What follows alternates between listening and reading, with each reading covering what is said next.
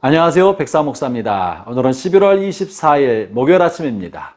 오늘도 변함없이 하나님의 말씀과 함께 힘차게 하루를 출발하는 여러분 모두에게 좋으신 하나님의 복 되시는 종이 온종일 함께 하시기를 바랍니다. 오늘 하나님의 말씀은 다니엘서 11장 20절부터 35절까지의 말씀인데요. 오늘 본문은 이제 어제 본문부터 이어지는 내용인데요. 메대의 다리오 왕 때 다니엘이 본 환상과 환상에 대하여 천사가 해석을 해주고, 이 해석의 내용은 장차 미래에 벌어질 제국의 흥망성쇠와 그리고 그때 벌어질 만한 일들에 관한 예언을 말해주기는 내용입니다. 특별히 오늘 본문은 그리스 제국이 4개의 나라로 나뉘고 그 중에 한 나라에 악한 임금이 일어나서 그가 예루살렘에 어떤 악을 행하며 그가 어떤 전쟁을 하고 있는지에 관한 이야기를 다루겠는데, 이 한 사람에 관한 이야기가 오늘 본문 전체를 덮고 있습니다. 그가 어떤 사람이냐면요, 21절을 읽어보겠습니다. 또 그의 왕위를 이을 자는 한 비천한 사람이라. 나라 영광을 그에게 주지 아니할 것이나 그가 평안한 때를 타서 속임수로 그 나라를 얻을 것이며. 비천한 한 사람이 본인의 왕위가 아닌데도 속임수로 왕위를 찬탈한다 하고, 이 비천한 왕에 관한 이야기를 하고 있는데요. 이 사람이 누구입니까? 이 사람이 바로 안티오코스 4세 에피파네스입니다. 그는 조카의 왕위를 속여서 찬탈하고 본인이 악한 방법으로 악행을 하면서 제국을 확장시켜 나갔던 사람입니다.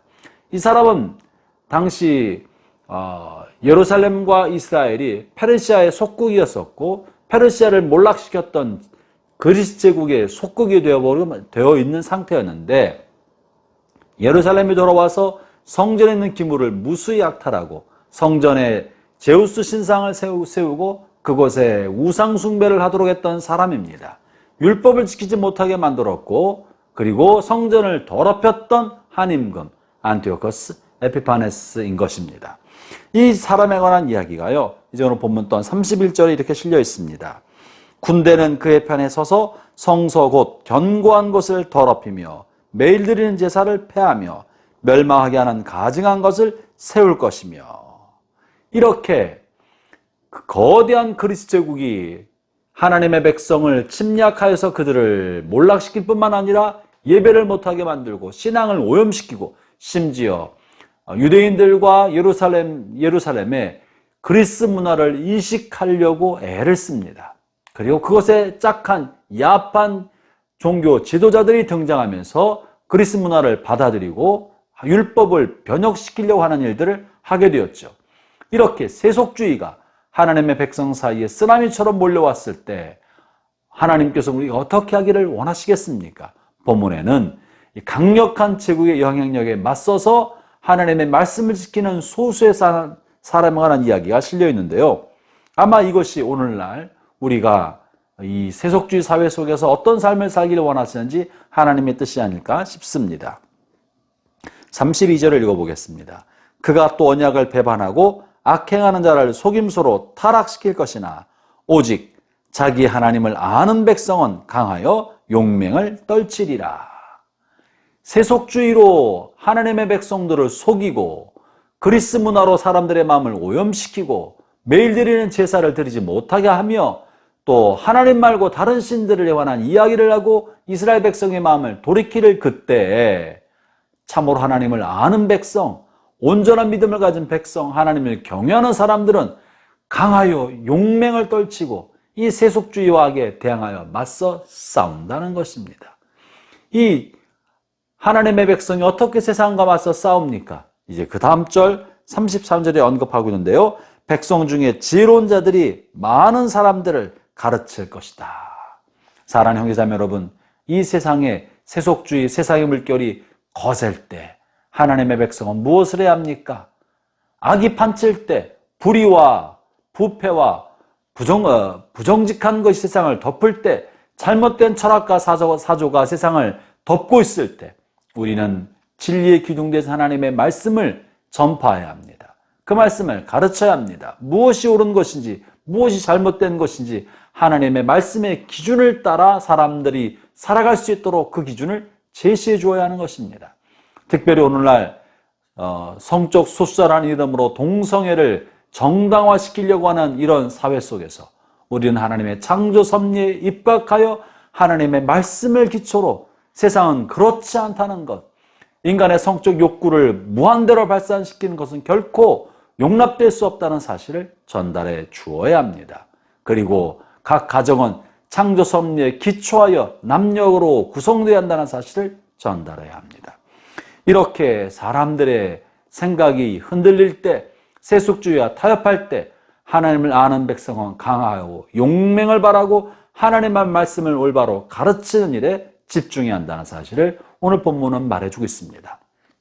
그런데 이렇게 하나님의 백성이 말씀대로 살고 말씀을 전파하고 가르칠 때 이 세상이 어떻게 반응하겠습니까? 오늘 본문에서 안티오코스 에피파네스는 하나님의 말씀을 따라 살아가는 사람들을 박해하고 또 이 그리스 제국과 짝하였던 타락한 이스라엘 공동체의 지도자들이 이들을 박해하고 탄압합니다.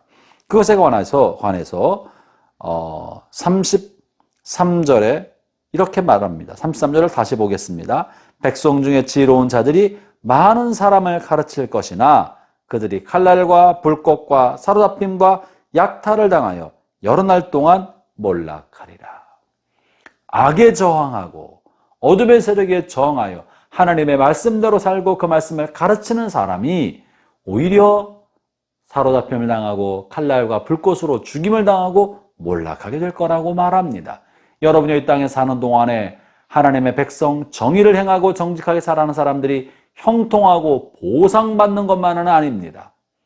어떤 때 하나님께서 하나님의 백성이 악에 의해 삼킴당하고 고난받도록 내어버려 두시고 오히려 악한 사람들이 제국을 이루도록 허용하실 때가 있습니다. 마치 거룩하신 그리스도께서 악의 제국인 로마 제국에 의하여 그리고 율법주의와 위선자들에 의하여 죽임을 당하신 것처럼 때로 하나님은 하나님의 백성을 악한 사람의 손에 내어주어서 그들이 몰락하고 괴롭힘을 당하고 박해를 당하고 칼날과 불꽃에 죽임을 당하도록 허용하실 때가 있는 것입니다. 여러분, 이것을 어떻게 보아야 합니까? 이들은 악한 자들에 의해서 억울하게 희생당한 희생자들입니까? 성경은 그렇게 말하고 있지 않습니다. 악한 사람에 의해서 고통당했던 이 사람, 그렇게 해서 순교자가 되고 불꽃과 칼날에 사름과 죽임을 당한 사람들을 억울한 희생자로 말하지 않고 이들은 하나님에 의하여 그들의 영혼을 정결하게 하고 희게 만들고 순결하게 된 사람이라고 표현합니다. 오늘 본문 35절이 그건데요. 또 그들 중 지혜로운 자 몇 사람이 몰락하여 무리 중에서 연단을 받아 정결하게 되며 희게 되어 마지막 때까지 이르게 하리니 이는 아직 정한 기간이 남아 있습니다. 억울한 희생자가 아니라 하나님께서 그 영혼을 희게 만들고 연단을 통하여 정결하게 하고자 하신다고 말씀하신 것입니다. 형제자매 여러분, 박해 아래 있을 때 정직하고 진실하게 살다가 박해를 받고 손해를 보고 괴롭힘을 당하고 심지어 몰락하는 위기를 통과할 때 고난의 풀물을 지나는 동안에 우리의 심령은 연단을 받아 깨끗하게 되는 것입니다. 우리를 사로잡고 있는 세속주의 욕심이 오히려 불타버리고 소멸되고 사라지고 우리의 영혼은 하나님의 말씀과 진리로 더욱더 깨끗하게 되는 것입니다. 그것이 고난이 주는 유익입니다. 형제자매 여러분, 세속주의와 고난 앞에 굴복하지 않기를 바랍니다. 고난에 타협하면 더러워지지만 고난에 맞서 저항하면 우리를 묶고 있는 세속주의와 욕심의 끈이 끊어지고 오히려 우리는 더욱더 정결하고 거룩한 하나님의 백성이 되어가고 성화되어 가는 것입니다. 오늘 하루 사는 동안에도 여러분이 죄악과 타협하지 않기를 바랍니다.